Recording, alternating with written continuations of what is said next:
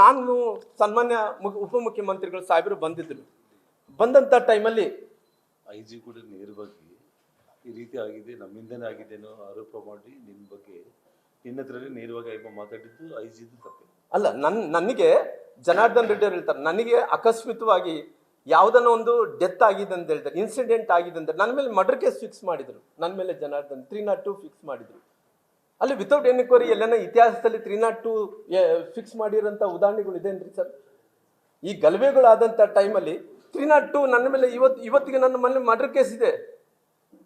ಈ 302 ಕೇಸ್ ಆದ ತಕ್ಷಣ ಇವತ್ತು ಐ ಜಿ ಮೇಡಮ್ ಬಂದರು. ಐ ಜಿ ಮೇಡಮ್ ಬರೋಗ್ಲಿ ಅವ್ರು ಸೀನಿಯರ್ ಮೋಸ್ಟ್ ಆಫೀಸರ್ ಇದ್ದಾರೆ, ಎನ್ಕ್ವೈರಿ ಮಾಡಬೇಕಾದ್ರೆ ರಾಮುಲವ್ರು ಈ ಥರ ಬ್ಯಾಕ್ಗ್ರೌಂಡ್ ಇದ್ದಂಥ ಮನುಷ್ಯ ಇದ್ದಾನ, ಜನಾರ್ದನ್ ರೆಡ್ಡಿ ಅವ್ರು ಈ ಥರ ಬ್ಯಾಕ್ಗ್ರೌಂಡ್ ಇರೋಂಥ ಮನುಷ್ಯ ಇದ್ದಾರೆ, ಏನಿಲ್ಲ. ಅವ್ರ ಹತ್ರ ಆಕ್ಷನ್ ಕೂಡ ತಗೊಂಡಿಲ್ಲ. ನಾನು ಒಂದು ವಿಡಿಯೋ ನೋಡ್ತಿದ್ದೆ ಜನಾರ್ದನ್ ರೆಡ್ಡಿ ಸರ್, ಆ ಹೆಣ್ಮಗಳು ಭರತ್ ರೆಡ್ಡಿ ಅವ್ರ ಹತ್ರ MLA ಹತ್ರ ಹೋಗಿ ಮಾತಾಡ್ತಾರ, ಯಾರ ಹತ್ರ ಹೋಗಿ ಮಾತಾಡ್ತಾರ. ಮಾತಾಡಿದ ನಂತರ ಯಾವ್ಯಾವ ಕೇಸ್ ಹಾಕ್ಬೇಕಂದೇಳಿ ಐ ಜಿ ಮೇಡಮ್ ಕೇಳ್ತಾರೆ. ನಮ್ಮ ಪರಿಸ್ಥಿತಿ ಏನ್ರಿ? ಐ ಜಿ ಮೇಡಮ್ ಕೇಳ್ತಾಳ್ರಿ, SP ನಿಯಂತ್ರಣ ಮಾಡಿಲ್ಲ ಅಂದ್ರೆ ಐಜಿಗೆ ಅಧಿಕಾರ ಇದೆ SP ಮೇಲೆ.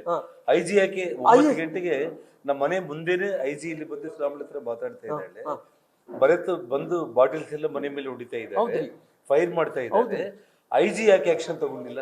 ಯಾಕಂದ್ರೆ ನಾನು ಇಷ್ಟೊಂದು ಈ ಗಲಭೆ ಆಗಂತ ಟೈಮಲ್ಲಿ ಐ ಜಿ ಮೇಡಮ್ ಅವರು ಕೂಡ ನನ್ನ ಮೇಲೆ ವಿತೌಟ್ ಎನಿ ಸುಮ್ಮನೆ ಅವ್ರನ್ನ ಸರ್ಕಾರನ ಸ್ಯಾಟಿಸ್ಫ್ಯಾಕ್ಷನ್ ಮಾಡಬೇಕಂತೇಳಿ ಅವ್ರನ್ನ ರಾಮ್ಲವ್ರನ್ನ ಎದುರಿಸ್ಬೇಕು, ಜನಾರ್ದನ್ ರೆಡ್ಡಿ ಅವ್ರನ್ನ ಎದುರಿಸ್ಬೇಕಂದೇಳಿ ನಮ್ಮ ಮೇಲೆ ಒತ್ತಡ ತಂದು ನೀವು ನಮ್ಮ ಮೇಲೆ 302 ಕೇಸ್ ಹಾಕಿದ್ರಿ. ನಾನು ಅಕಸ್ಮಿತವಾಗಿ ನಾನೇನ ಆ ಥರ ಬ್ಯಾಕ್ಗ್ರೌಂಡಿಂದ ಬಂದು ಆ ಥರ ಇನ್ಸಿಡೆಂಟ್ ಆಗಿದ್ರೆ ನನ್ನ ಜೀವಂತವಾಗಿ ತಾವು ಬಿಡ್ತಿದ್ರ? ಒದ್ದು ನನ್ನ ಕುಟುಂಬವನ್ನು ಎಳ್ಕೊಂಡೋಗಿ ನೀವೆಲ್ಲರಿಗೂ ಜೈಲಲ್ಲಿ ಹಾಕ್ತಿದ್ರಿ. ಆದರೆ ಭಗವಂತ ನಮ್ಮ ಪರವಾಗಿದ್ದಾನ.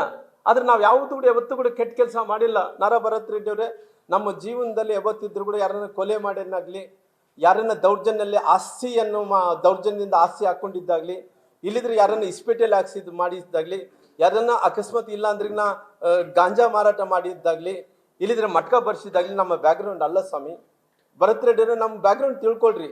ನಾವು ಪ್ರಾಮಾಣಿಕವಾಗಿ ರಾಜಕಾರಣ ಮಾಡ್ಕೊಂಡು ಇಲ್ಲಿ ತನಕ ಬಂದ್ವಿ. ನಾನು ಉಪಮುಖ್ಯಮಂತ್ರಿಗಳು ಸಾಬ್ರು ಅವರು ಪವನ್ ನಿಜ್ರೂರ್ SP ಅವ್ರು ಏನಿದ್ರು, ಅವರು SP ಸಾಹೇಬ್ರಿಗಿಂತ ಮುಂಚೆ ನಾನೇ DK ಶಿವಕುಮಾರ್ ಸಾಹೇಬ್ರಿಗೆ ಫೋನ್ ಮಾಡಿದ್ದೀನಿ. ಸಾಹೇಬ್ರುಗಳು ಅವರು ಕೂಡ ಹೇಳಿದಾರ, ರಾಮ್ಲು ಅವರು ಫೋನ್ ಮಾಡಿದ್ರು ಅಂತೇಳಿ. ನಾನೇ ಫೋನ್ ಮಾಡಿದ್ದೀನಿ. ಸರ್, ನಮ್ಮ ಕೈಯಲ್ಲಂತೂ ಇದು ಜಗಳ ನಮಗೆ ನಮ್ಮ ಶಕ್ತಿ ಮೀರ್ತಾ ಇದೆ. ಅಂದ್ರೆ ಯಾರು ಇವತ್ತು ಫೋನ್ ಮಾಡ್ತಾರೆ ಹೇಳ್ರಿ?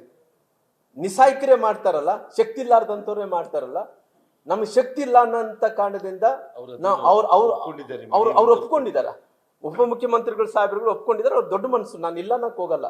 ಅವ್ರು ದೊಡ್ಡ ಮನಸ್ಸಿರೋ ಕಾರಣ ನಾನೇ, ಯಾಕಂದ್ರೆ ನನಗೆ ರಾಜಕಾರಣ ಹೊರತುಪಡಿಸಿ ನಂತರ ಪಕ್ಷ ಹೊರತುಪಡಿಸಿ ಅವ್ರ ಸ್ನೇಹಿತರಾಗಿರೋ ಕಾರಣ ಅವ್ರಿಗೆ ನಾನೇ ಫೋನ್ ಮಾಡಿ, ಸರ್ ಕಲ್ಲು ತೂರಾಟ ಆಗ್ತಾ ಇದಾವ, ಯಾರೋ ಸತ್ತಾರಂತೆ, ಗೋಲಿಬಾರ್ ಆಗ್ತಾ ಇದಾವ, ನಮ್ಮ ಕೈಲಂತೂ ನಮ್ಗೆ ಆಗ್ತಾ ಇಲ್ಲ, ದಯವಿಟ್ಟು ನಮ್ಮನ್ನು ರಕ್ಷಣೆ ಮಾಡ್ರಿ ಅಂತೇಳಿ ನಾನು ಉಪಮುಖ್ಯಮಂತ್ರಿಗಳು ಮಾಡಿದ್ದಂತೂ ಸಹಜ.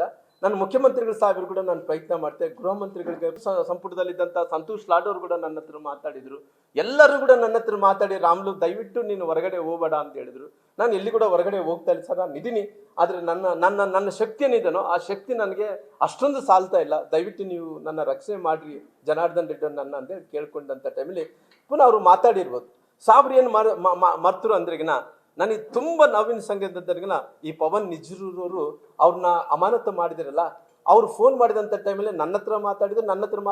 SP ಹತ್ರ ಮಾತಾಡಿದಂಥ ಟೈಮಲ್ಲಿ SP ಅವರು ಮಾತಾಡೋಂಥ ಸ್ಥಿತಿಯಲ್ಲಿ ಇದ್ದಿಲ್ಲ ಅನ್ನೋಂಥ ಮಾತು ಉಪಮುಖ್ಯಮಂತ್ರಿಗಳಂತ DK ಶಿವಕುಮಾರ್ ಸಾಹೇಬರು ಅವತ್ತು ಬೆಂಗಳೂರಿನಿಂದ ಕೂಡ ಹೇಳಿಕೆಯನ್ನು ಕೊಟ್ಟಿರೋ ಕಾರಣ ಅದಕ್ಕೋಸ್ಕರವಾಗಿ ಅಮಾನತು ಮಾಡಿದ್ದೀನಿ ಅಂದ್ರೆ ನಾನು ಅಮಾನತು ಮಾಡಿದ ನಂತರ ಅಮಾನತು ಮಾಡಿದ ನಂತರ ಕೇವಲ ಅವರೊಬ್ಬರನ್ನೇ ಕಾಣ್ರ? ಅವ್ರು ಮಾಡಂಗಿದ್ರೆ ಉಪಮುಖ್ಯಮಂತ್ರಿಗಳು ಇದು ನಮ್ಮ ಏನಂತೀರಿ ಅಡಿಷನಲ್ SP ಅವ್ರನ್ನ ರವಿಕುಮಾರ್ ಅವ್ರಿಗೂ ಇಷ್ಟೊಂದು ದೊಡ್ಡ ಅವರು ಈ ಎಪಿಸೋಡ್ ಅಲ್ಲಿ ಈ ಪ್ಲಾನಿಂಗ್ ಅಲ್ಲಿ ಅವ್ರು ಕೈವಾಡ ಇದ್ರೆ ಕೂಡ ಅವ್ರನ್ನ ಯಾಕೆ ಮಾಡಿಲ್ಲ ಅನ್ನೋಂಥದ್ದು ಕೂಡ ನಾನು ಕೇಳಬೇಕಾಗುತ್ತೆ.